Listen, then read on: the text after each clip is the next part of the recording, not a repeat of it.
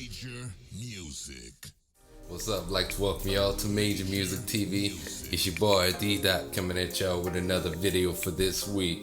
If this is your first time to this channel, we like to talk things all music production. With that being said, things like music marketing, pro audio, audio engineering, the latest and greatest in gear, as I said before, all things music production. If you stay around through this whole video and at the end you like this video, go ahead and also subscribe while you're here. And you can also follow me on Instagram at d._major music, and you see the rest of my social media information right below. Hope everybody's doing pretty good. Main reason for this video is there's been a lot of announcements really in 2020, and as I go around the internet, and I saw some other producers posting about this as well, but there's been a lot of debates, a lot of arguments on social media about which program or which app is better. On the flip side of that, I'm also coming across people that they're getting into this production thing maybe for the first time, and they're confused as far as, this person says this program isn't good, or this person says not to use this, I should use this. While that may be subjective or opinionated, a lot of producers and a lot of beat makers kind of get it twisted in terms of to me is everybody's gonna have their opinions of whatever app or whatever program that they use. Me personally, I've been using Machine for about 10 years, maybe a little longer. Logic Pro just as long. Also know how to use the MPC and several other programs and apps between the Mac and the iPad, and then of course standalone hardware, as I was mentioning earlier. I say that to say, find a app or a program that suits the needs that you're out there looking for. Maybe to arrange music a certain way. Like me personally, I like to make beats in Machine, but I like to arrange and mix in Logic, just the way the sequencer allows you to arrange your whole songs. And I like the way the mixer is as well, though it's very similar in Machine to a degree. But there are going to be little things about programs and apps that we all like. That's why we use them. It could be workflow. There's going to be several factors into why you should choose one program versus another for music production. And the way I see it is, when it comes to production, it's almost kind of let's just say, for example, we have a person that likes to draw, and we give them a piece of paper and some colored pencils, and we tell them to draw an image, and then we turn around, we get somebody maybe with an iPad Pro, and we give them the Apple Pencil, and we tell them to draw the same image. They're going to draw it from their perspective. Doesn't make one better than the other. It's still art. I look at music kind of in the same way. Me and you can use the same program, but just the way that I vibe with creating my music gonna sound different from yours, and that's okay.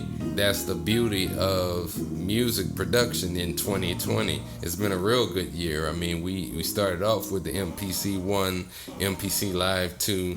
Now we're up here talking about Machine Plus, and to me, you're not losing if you have any one of those.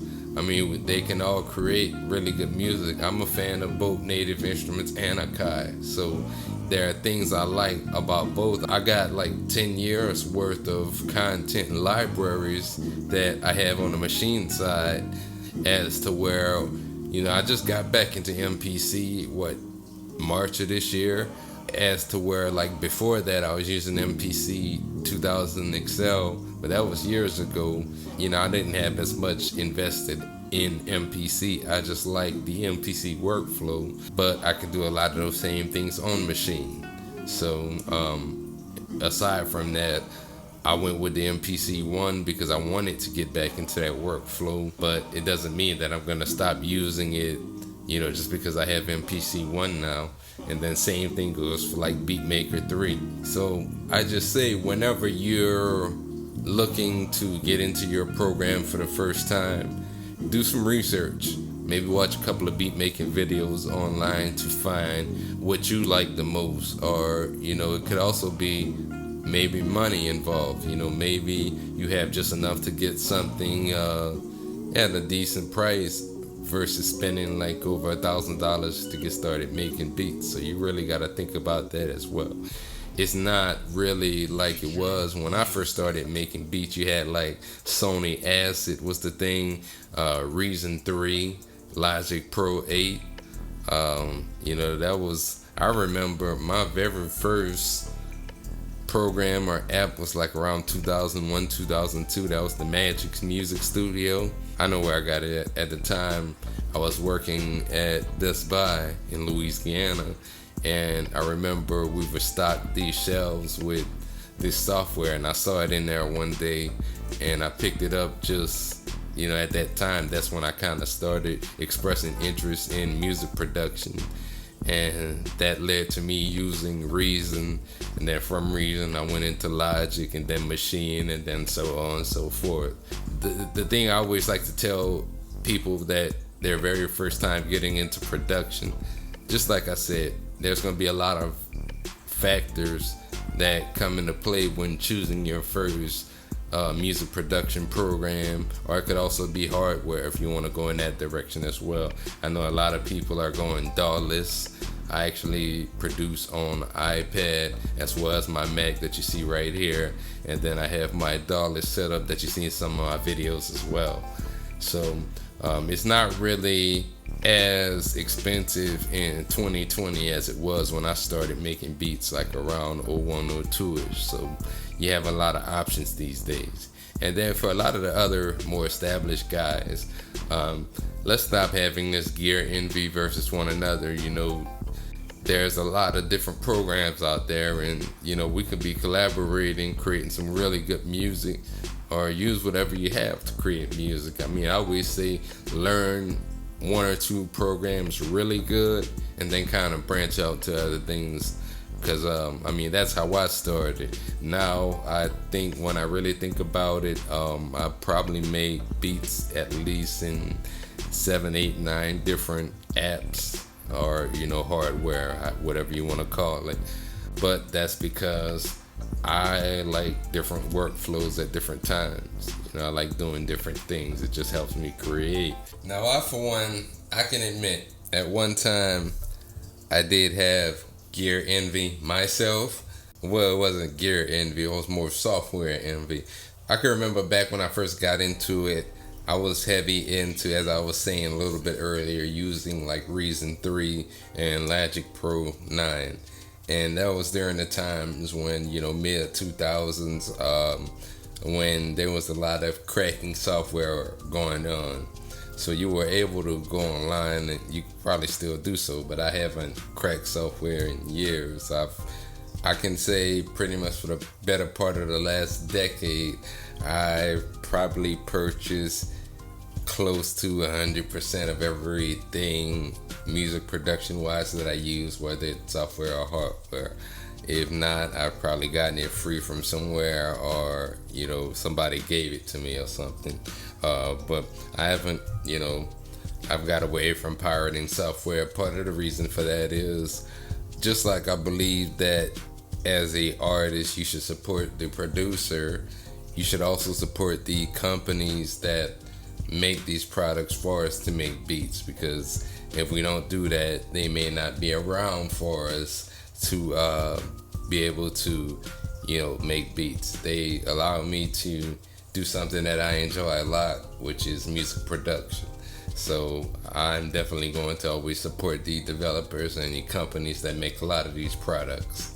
But yeah, I used to have gear envy. I used to look down on people that might have used FL Studio, because at the time a lot of guys were just downloading FL Studio, and to make those old Rick Ross, Lex Luger type trap beats back in the day, a lot of guys were just getting into music production, downloading FL Studio back then just to make those kinds of beats. At the time, I looked at it a whole lot differently than now. Now, all these programs They're here to allow us to create. So it doesn't matter at the end of the day what you use, just as long as you know how to use it first of all, and it fits the needs that you are looking for them to fit. Gear envy doesn't really get us anywhere. So as a community, I know it's something that's probably never gonna stop, but I think we need to start looking at things a little bit differently in terms of music production gear or music production software. At the end of the day, it's music, and we just all need to enjoy it and all need to create with what we have. That's the best way I can say it. Online debates that go on and on and on. The whole music app or the whole, which program is better debate, to me is kind of like debating what's better, PS4 or Xbox, or what's better, iPhone or Android. To me, that goes in that same bucket. If you like something, that's your preference. I can't knock it. Everybody got their own preference, and that's my opinion about the whole matter. I'm not gonna make this really a long drawn out video. I just wanted to come out and discuss this because it's a big topic that's been being talked about over the last couple of weeks or so since the announcement of the Machine Plus. I own the Machine Micro and I own the MPC One, and I have a lot of other programs and apps that I like to create music in as well. At the end of the day, as long as it's allowing me to create music, that's all that matters. One particular program is not gonna sound better than another program. It still has to go through a mixing engineer at the end of the day to put the finishing touches and get the kind of sound that you want to get. Let's stop having this gear envy towards one another. And if you're one of those people that's looking to get into your first program or app, I hope that you find it. I have a couple of videos on this channel with me using different apps to make beats, as well as just talking about different music production programs and apps in general. So definitely check that out. If you really like this video, go ahead, hit the subscribe button. Stay tuned for more videos like this to this channel. You could also follow me on Instagram at d._majormusic. And until next time, I'm out.